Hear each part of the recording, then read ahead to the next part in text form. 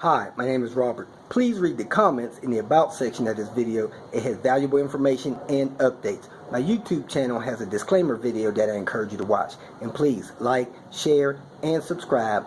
I hope you found what you're looking for. Thank you very much for watching.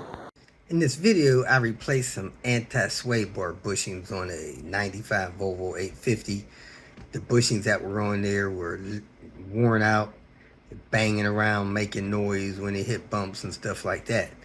My suggestion is find some place that sells bushings, order 2 or 3 sizes, get them in, see which ones fit the best, and ship the other ones back. If you could see what color the tape is on your bar or measure them, that may help you. However, in this video, you'll see where those bushings were sweated or glued or whatever you want to call it on that bar from the factory. That area was thinner than the actual bar itself.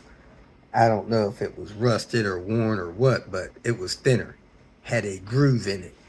So I don't know how to tell you how to get the proper size bushings.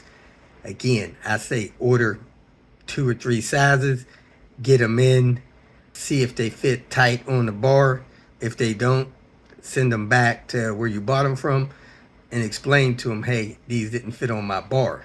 Explain to them what color bar you have, what the measurement of the bar is, what the measurement of that area is that the bushings fit on, and maybe with some trial and error, it could be worked out so that people behind you can order and get the one that actually fit in that'll hold that bar. Also, you need to know that the ones from the factory are, like I said, somehow glued to the bar, kind of like a control arm bushing, so they're not supposed to move. Well, the ones that you order and get in to replace, that bar is going to pivot in there and likely wear those bushings out. Where the original bushings and bar last, I don't know, 200,000-300,000 miles, these will last, probably 30,000-40,000 miles if you don't lubricate them. If you do lubricate them and possibly smooth out that bar, then maybe they'll last longer. But it's kind of a bad situation where those bushings are moving in there, so you need to lubricate them with some kind of lubrication. If you buy a bar from a place like IPD, that bar comes with bushings. Those bushings have lubrication. I put a set of bars, I believe, with new bushings on my car at somewhere around 110,000, and at 155,000, those bushings were worn out, so they didn't even last 50,000 miles lubricated. So if you don't lubricate those things, they're not going to last no time at all. It's just the nature of the beast. Then you need to figure out a way to stop that bar from walking, because the factory bar does not have a bushing walking stop like the bars that IPD sells. So really, to be honest with you, you're probably better off buying a used bar that has good bushings. If you can't find that, buy replacement bushings like I did here, and do the things that I did here, and hopefully they'll last 20, 30, 40,000 miles. So we'll see what happens to these.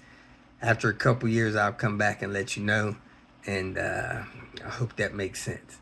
Getting ready to replace these bushings on this anti-sway bar. These anti-sway bar bushings were so loose they were riding on the anti-sway bar, but it's hard to get these off of here. That little tip gets pressed into there when they're installed, and see, that side ain't even come loose, and we've been beating on this thing. So I took the pry bar, I placed it on here like this, and I beat it with a hammer until it started going in there. Then I pried it open. Finally came open on one side. Then I just beat it with the hammer till it got open. And if you got any rubber still sweat on that, just grind it off somehow. And these are the new ones from Swedish Car Parts that I'm about to put on there. You do want to grease inside there where that rides on the bar, so you don't have issues with it wearing out fast and making noise. This bar might slide in the bushings because it doesn't have a stop. These are normally glued to the bar at a certain load, kind of like your control arms are. It has a little dent in here, so that may stop them from walking back and forth. I also notice it's got a red swatch on it. This is a T5 bar, and maybe a date stamp on there, 6/15/94, and some kind of 16 date there. I put these bushings over the bar and they are loose. I imagine these may be the ones for R's. So if you get an R bar, this is a T5 red bar, so probably should have got the next one smaller. So I'm gonna ask Alex and see what we can do about this. I put some tape around the bar to take up that gap, both sides. Then I ran some tape, 3M tape, around the bar several times to stop this thing from walking. Put a couple zip ties on it, both sides. So this shouldn't walk. I'll check it in a couple of weeks, then again in a few months, then again in a year. See how it worked out for me. I got a lot of tape next to the bar there. As soon as I started shaking the bar, it started walking. And it wasn't centered, so I had to center it. I put a clamp there, like that, to stop that side from walking. You can use a clamp or wrap it up or whatever, so this bar should not walk. Let's go ahead and get this thing installed. If you made it this far, I trust that you found some information that was either useful or entertaining, so go ahead and hit the like button. And if you would like notification of future videos that I post, please subscribe to the channel. I appreciate your support. You can follow me on other social media apps by looking for @RobertDIY. Some form of that should bring up the other channels that I have on places like Twitter, Facebook, Instagram, and so forth. If for some reason you need some more personal help, go to my website at robertdiy.com and use the phone number that I have posted there to send me a text message, or you can email me. If you have questions or comments, please make a comment below. And if you'd like to make some kind of financial contribution to what I got going on here, go to my channel and hit the more link at the end of the introduction statement, and it'll show you different ways that you can support me financially. Again, thanks for watching. I hope you have a great day.